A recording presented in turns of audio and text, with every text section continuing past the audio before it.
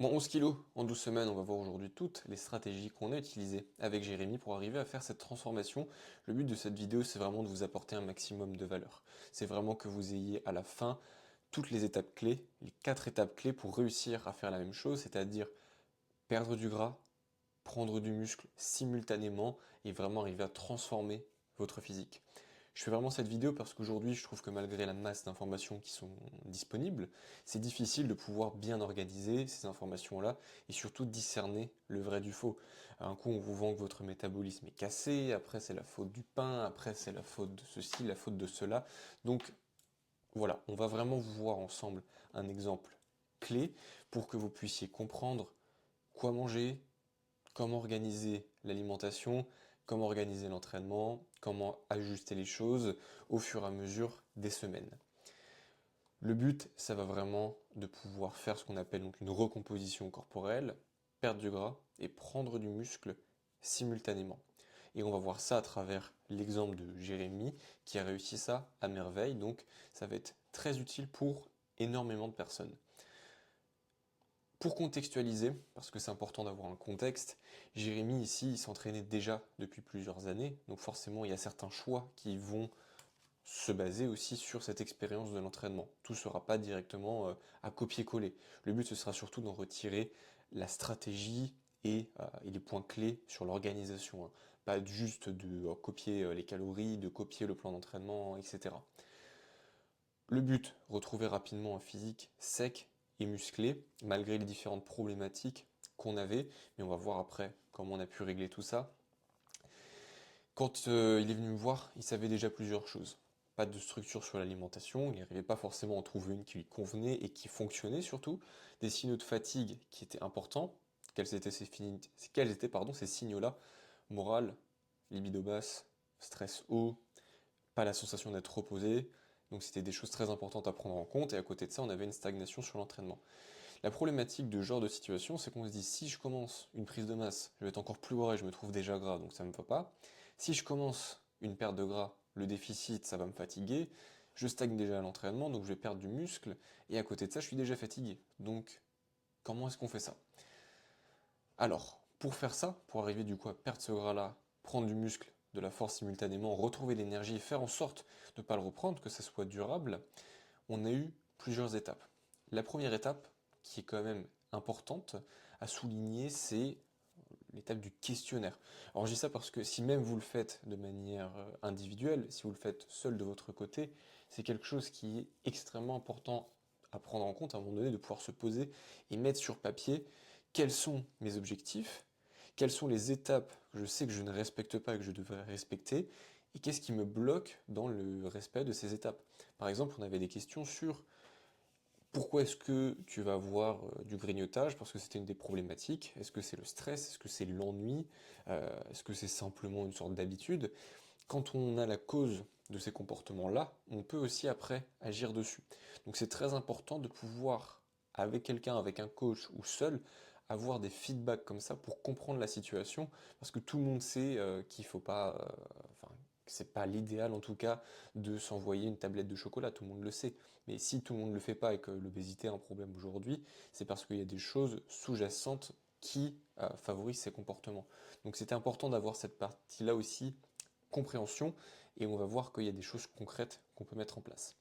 Alors moi, ce questionnaire de mon côté, ça m'a permis de faire quoi? Calculer ses calories, vérifier la micronutrition, on va voir pourquoi c'est aussi important, et faire un audit de l'entraînement. Donc savoir exactement, en gros, comment il mange, comment il s'entraîne, et quelles sont les lacunes qu'on va pouvoir trouver là, et qu'est-ce qu'on va pouvoir régler. Donc pour le calcul des calories, c'est très simple, il y a des millions de calculateurs, c'est juste pour avoir un état de base. Pour les micronutriments, c'est une application qui s'appelle Chronometer. L'avantage, c'est que moi, avec le tableau de bord que j'utilise avec mes coachés, c'est que j'ai directement accès à ça. Quelque chose que très peu de personnes prennent en compte, à mon sens, mais qui va jouer énormément. S'il vous manque des pièces à la machine fonctionnera jamais bien, et ça joue beaucoup, ces potentielles carences-là, en vitamines, en minéraux, sur votre état de forme, sur votre état de performance, sur votre morale, sur votre bien-être, etc. Une fois qu'on a eu ce questionnaire-là, on a identifié plusieurs problèmes. Mauvais choix et répartition des aliments, on avait des glucides très élevés, des carences en micronutriments qui étaient importants, en magnésium, en zinc par exemple, qui jouent sur l'énergie et la libido, et l'entraînement avait trop de volume et un mauvais ratio, ce qu'on appelle stimulus-fatigue. En gros, certains exercices qui étaient choisis ou faits d'une manière qui mettait beaucoup de stimulus, mais qui donnait aussi beaucoup de fatigue. Donc une des choses qu'on a mis en place, c'est de jouer là-dessus, avoir des exercices en gros qui vous permettent d'avoir un bon stimulus sur le muscle, c'est pas quelque chose de sorcier, hein.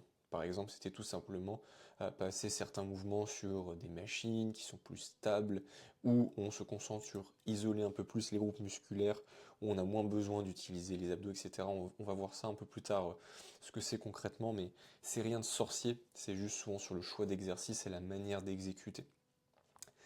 La deuxième grande étape, et c'est celle toujours, on va dire, c'est un peu le nerf de la guerre, c'est l'alimentation. Comment structurer l'alimentation pour réussir à perdre du gras, prendre du muscle simultanément et garder un minimum de vie sociale, on va dire, pas devenir fou. La première étape d'un plan alimentaire réussi, d'une transformation réussie, c'est une liste de courses. Alors, prenez-la en photo, faites une capture d'écran si vous voulez.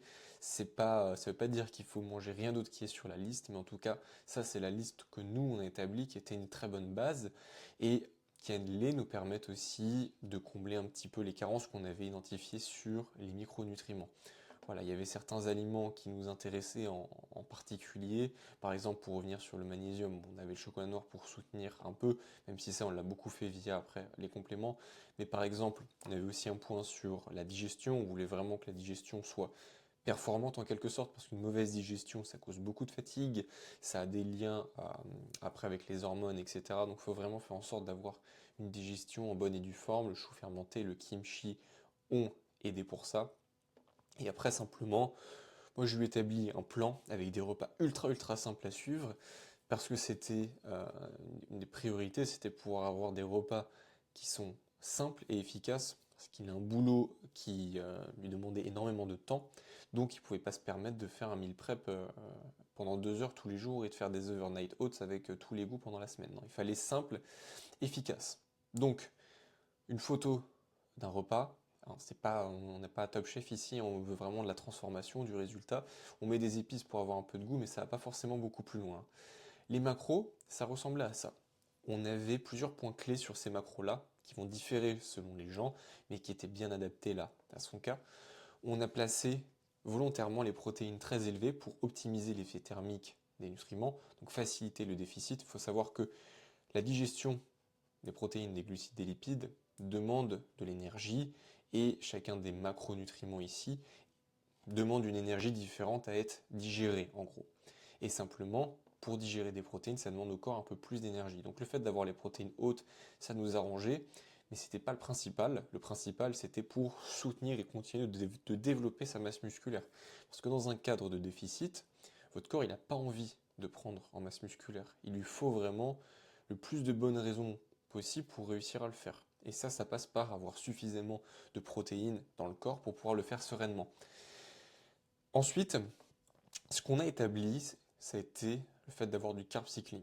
Comme on a les séances qui demandaient de l'énergie, on a préféré se dire ok, on garde un petit peu plus de calories et surtout de glucides les jours d'entraînement et on garde un petit peu moins de calories les jours off sans entraînement.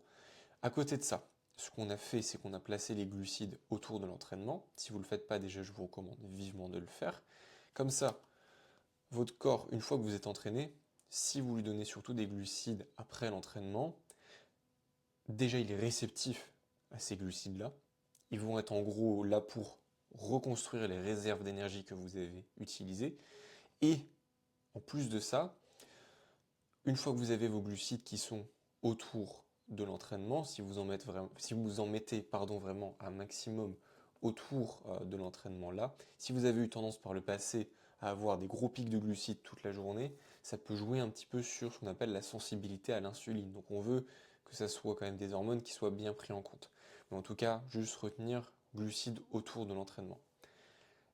Sur les lipides, on avait à peu près 1 gramme par kilo de poids de corps, donc un tout petit peu moins que ça. On voulait vraiment maximiser les glucides. Simplement, ce qu'on voulait, c'était avoir suffisamment de lipides pour soutenir le système hormonal et les fonctions du corps. À côté de ça, pour les repas et l'organisation des repas, le but c'était d'avoir un plan qui remplit tous ces objectifs-là, qui soit prêt en 20 minutes. On a utilisé un format de jeûne intermittent, donc il avait son premier repas vers midi, une collation vers 16 heures et ensuite repas du soir et potentiellement une sorte de petit dessert collation pour finir la journée, qui soutenait donc les apports en nutriments et qui crée suffisamment de plaisir. Alors pour ça, ce qu'on a fait surtout, c'est qu'on a profité, donc ce qu'on appelle du carb cycling ici, d'avoir des glucides répartis de manière différente sur la journée tout simplement, pour créer un peu plus de liberté sur certains repas. Et au fur et à mesure en fait que son poids a bien diminué, on a intégré ce qu'on pourrait appeler un cheat meal, un repas plaisir dans la semaine. Donc voilà après à quoi a pu ressembler l'indice ici des micronutriments. Donc quand moi je vois ça déjà, quand je sais que j'arrive à ça avec un élève, je sais que ça va faciliter tout le reste. Et 100% du temps, quand on arrive à créer ça avec des repas simples qui se maintiennent, on sait qu'on va voir les résultats. Parce que si votre corps il a toutes les vitamines et les minéraux dont il a besoin, il a toutes les protéines dont il a besoin, il est bien alimenté autour de l'entraînement, si ensuite l'entraînement est bon, tout se passe très très bien.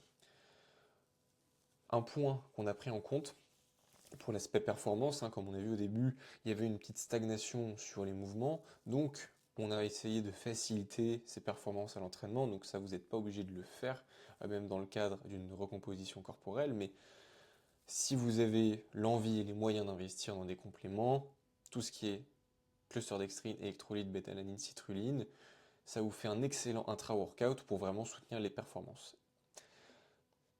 À côté de ça, on avait quelques stratégies pour pouvoir manager la fatigue, soutenir les hormones et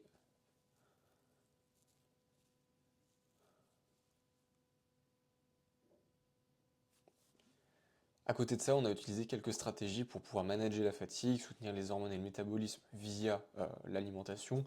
Mais ça, je ne vais pas trop m'étaler là-dessus parce que c'est vraiment des protocoles qui sont assez personnalisés en fonction de vous, de vos besoins, de l'alimentation qui est en place.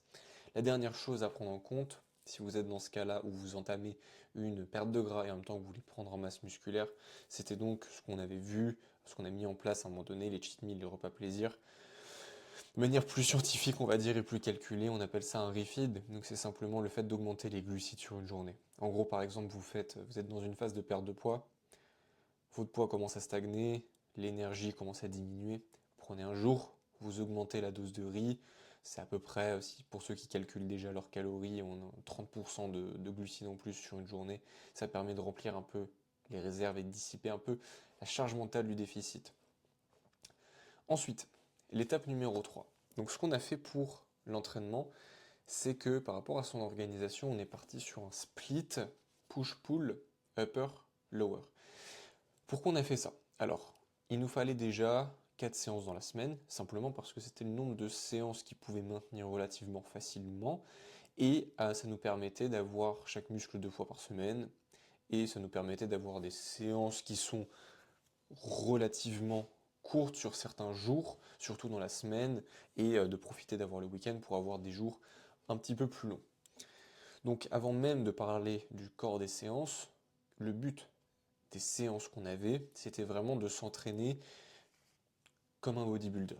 Vraiment comme un bodybuilder, on voulait maximiser le stimulus et minimiser la fatigue et le risque de blessure. Donc comment on peut maximiser un stimulus, avoir un bon stimulus sur un groupe musculaire et avoir un minimum de fatigue et un minimum de risque de blessure, la première chose à faire, c'est d'avoir un tempo contrôlé, donc la vitesse d'exécution des mouvements. C'était une des consignes ici qu'on avait sur les séances, on voulait toujours avoir une phase d'excentrique qui soit relativement lente, surtout contrôlée. Une pause, si on avait besoin de mettre une pause en bas du mouvement par exemple, parce que c'était intéressant pour le mouvement en question, mais l'idée globale, c'est surtout d'avoir un certain contrôle. Donc tous les mouvements qui étaient faits un peu de manière explosive, on a mis de côté. La deuxième chose, c'était d'avoir pas mal de mouvements qui tournent autour des machines, autour de mouvements par exemple, je pense notamment au mouvement de tirage où on avait le buste qui était soutenu, donc on a mis pas mal de tirage sur des machines en horizontal, du tirage vertical sur les machines. On a vraiment fait en sorte de pouvoir s'économiser en gros sur une séance pour vraiment se concentrer sur faire croître les muscles qui étaient prioritaires.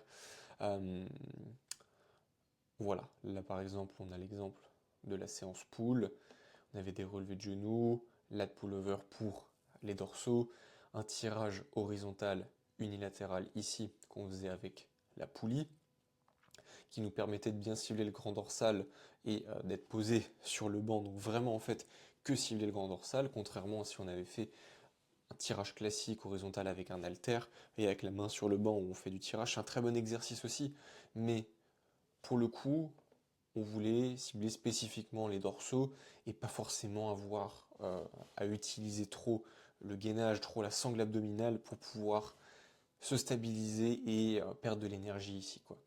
Donc ça ne veut pas dire qu'il faut jamais faire de mouvements qui sont libres et qui peuvent être un peu plus fatigants pour le système nerveux, mais simplement que sur certaines séances, c'est utile de faire ce genre de choix si vous savez que vous avez déjà un cas un peu comme le sien où la fatigue peut être haute et vous avez besoin d'avoir du stimulus, mais qu'il ne faut absolument pas être éclaté après les séances.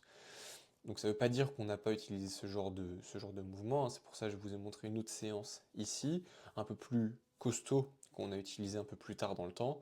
Là, on avait des chest fly à la machine. Ensuite, on les a enchaînés avec des tractions lestées. Par rapport à la salle où il était, c'est quelque chose qui est important. Et c'est pour ça que je demande des photos de la salle pour les gens qui démarrent, pouvoir organiser après des supersets intelligents comme ça. Ça nous permettait d'avoir un mouvement d'isolation pour les pecs, qu'on enchaînait avec un mouvement polyarticulaire, là, les tractions lestées, d'avoir un mouvement qui n'impacte pas celui d'après, et vice-versa, et de gagner du temps sur la séance, parce que là, le temps était une ressource vraiment précieuse. Même principe avec le tirage horizontal à la machine et les dips ici, et même principe avec triceps et les biceps ici. Donc simplement, quand vous organisez vos séances sur ce genre de projet, recomposition corporelle, perdre du gras tout en prenant du muscle, ce qui va vraiment être important, c'est d'avoir des séances déjà que vous aimez, auxquelles vous adhérez, mais ensuite des séances qui correspondent aussi à vos points faibles, donc où on a une priorité sur les muscles que vous voulez développer. Pour après tout ce qui est partie technique, combien de répétitions, combien de séries à voir, ça va être extrêmement individuel parce que chacun, selon le stade où il est dans sa pratique de la muscu, va avoir des capacités de récupération différentes. Ça va dépendre de la phase où on est. Quand on a commencé et qu'on avait les signaux de fatigue qui étaient très hauts, on avait forcément un peu moins de volume que un peu plus tard quand on avait réussi à régler ça.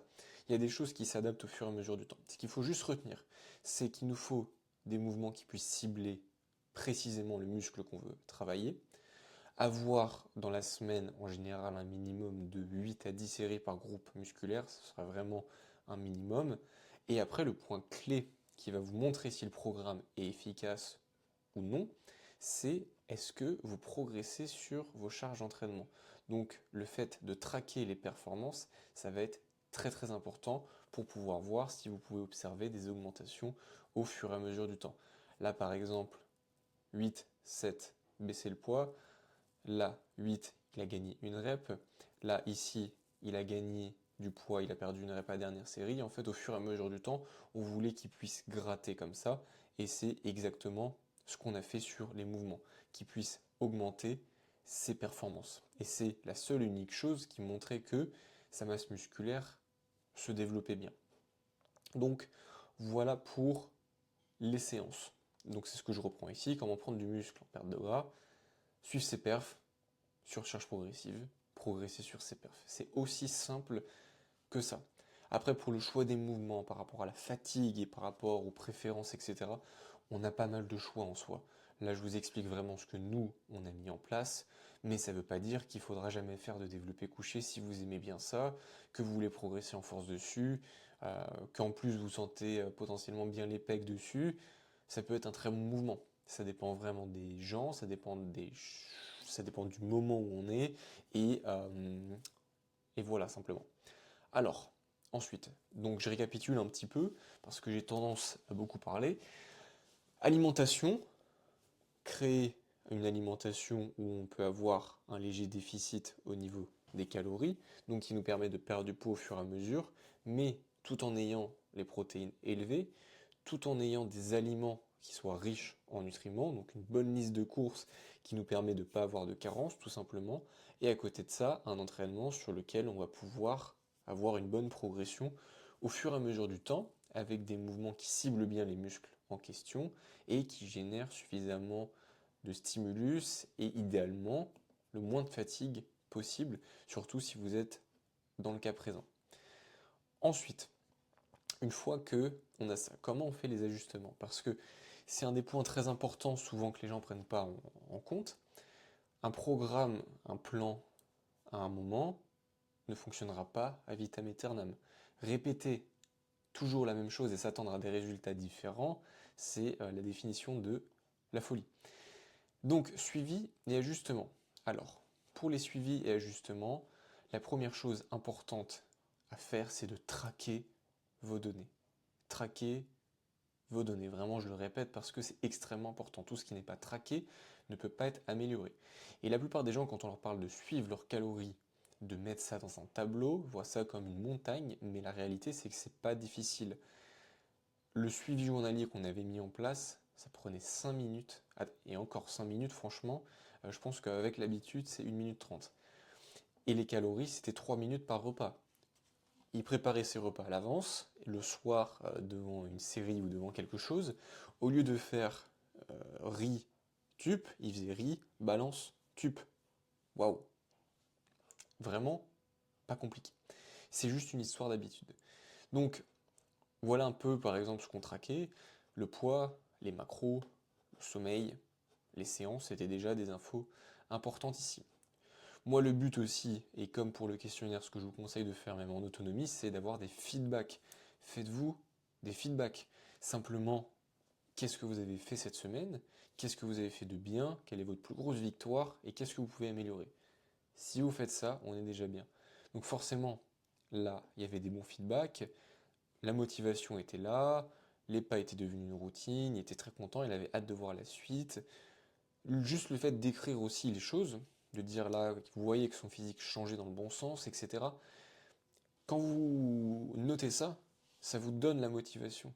La plupart des gens pensent qu'il faut de la motivation pour entreprendre des actions, mais c'est souvent le fait d'entreprendre ces actions qui ensuite vous donne des résultats et qui ensuite vous donne la motivation.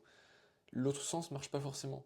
Donc là, juste le fait de pouvoir m'écrire chaque semaine, mon physique il bouge bien, je suis content, je me sens bien, mais c'est ça en fait qui crée la motivation et qui donne envie de continuer. Donc, prenez un petit cahier, prenez un calepin, prenez ce qu'il faut, mais suivez ici vos résultats. En tout cas, faites-vous des feedbacks, c'est très important. Donc pour son cas précis, qu'est-ce qu'on a fait comme ajustement? On a fait un bilan tous les 7 jours, et durant les 12 semaines, ce qui était assez fou, c'est que on n'a pas eu besoin de changer les calories. Je vous mets ici, semaine 1 versus semaine 12. Bon, alors on a une semaine ici où il avait un peu explosé les protes, mais à la limite ça c'est pas trop grave. On avait même finalement un peu plus, légèrement plus de calories, bon finalement c'est pas significatif, mais légèrement plus de calories à la dernière semaine qu'à la première.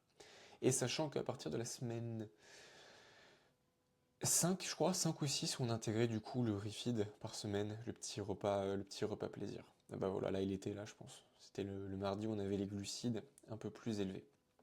Il y avait des jours où finalement l'appétit était même pas forcément là, donc on a certains jours où on avait bon, les glucides très bas, mais ce qui était intéressant c'était effectivement qu'on n'a pas dû toucher aux calories. Donc ça veut dire que on peut gérer une perte de poids, c'est possible à faire sans forcément jouer sur aller chercher en gros des calories extrêmement basses. Donc la seule chose qu'on avait fait, c'est d'ajouter un peu de cardio ou ajouter un peu de pas en post-séance dans la journée, vraiment de manière parcimonieuse, mais simplement pour faire légèrement augmenter sa dépense au fur et à mesure du temps.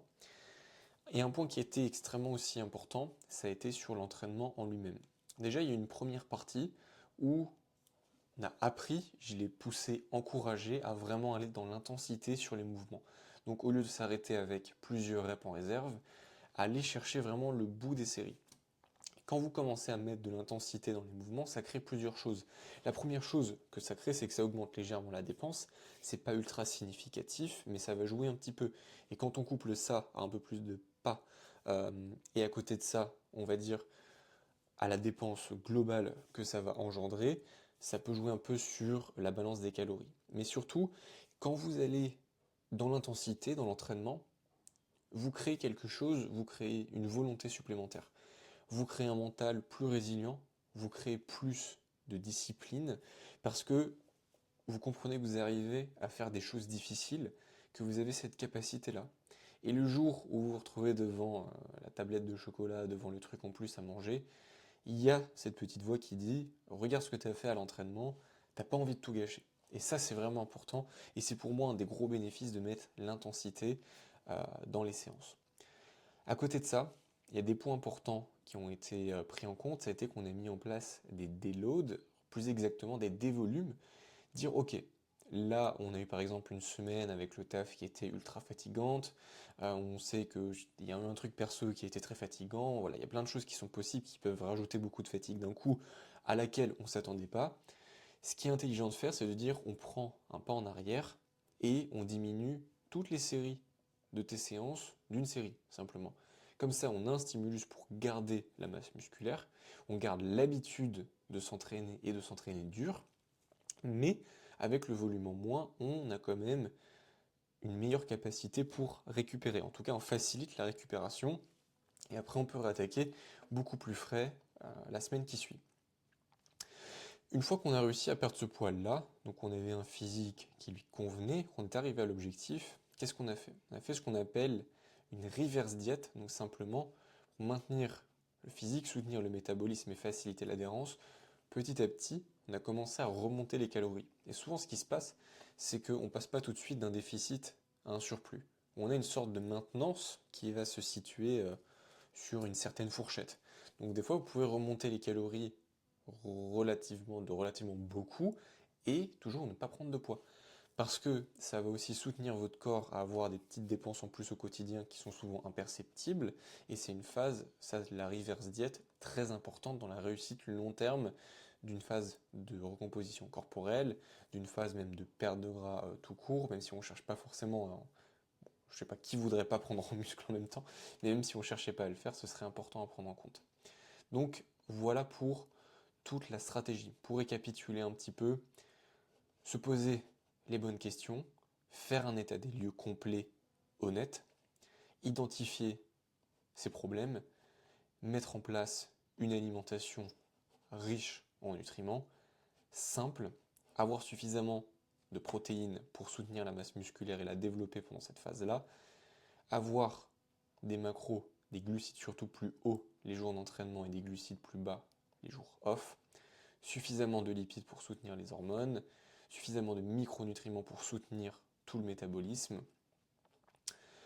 À côté de ça, sur l'entraînement, avoir un entraînement où on peut observer une augmentation des perfs, c'est la priorité au fur et à mesure du temps. Orienter sur vos points forts, vos points faibles, organiser d'une manière que vous pouvez les maintenir dans le temps et idéalement en choisissant des mouvements qui vont engendrer un gros stimulus précis et peu de fatigue si vous êtes dans cette situation où vous avez beaucoup de fatigue. Ensuite, faites des ajustements, faites votre suivi, traquez vos données et vous avez tout ce qu'il faut après pour pouvoir l'ajuster.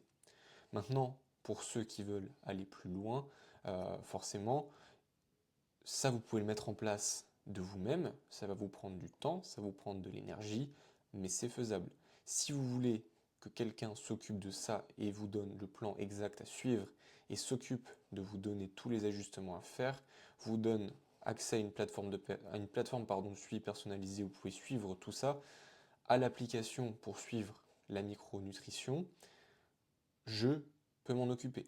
Donc ça, c'est ce que je fais avec mes coachés. Je leur fournis tout ça, ils me remplissent les tableaux, je leur fais les débriefs et dans mon système de coaching, tout est pris en compte pour qu'on puisse avoir ce genre de transformation.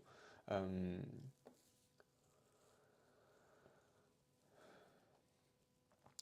Donc maintenant, si vous voulez mettre tout ça en place, ça va vous demander du temps et de l'énergie, mais c'est faisable. Il faut juste pouvoir créer tout ce qui va avec. Si vous voulez que je m'occupe de tout ça pour vous, que je vous crée le plan alimentaire, le programme d'entraînement, que je m'occupe du suivi, que je m'occupe de vous donner les recommandations pour les repas, la micronutrition et tout ce qui va avec, vous pouvez cliquer directement dans le lien dans ma bio, on en discute, on fait un bilan gratuit de toute votre situation, Au pire des cas, je vous donne déjà dans le bilan tous les points qu'il va falloir améliorer. Et si ça vous intéresse d'aller plus loin, on met en place le suivi ensemble et on fait en sorte que 2026 soit l'année où vous obtenez le meilleur physique de votre vie. J'espère que la vidéo vous aura apporté en tout cas un maximum de valeur et on se dit à très bientôt. Ciao ciao.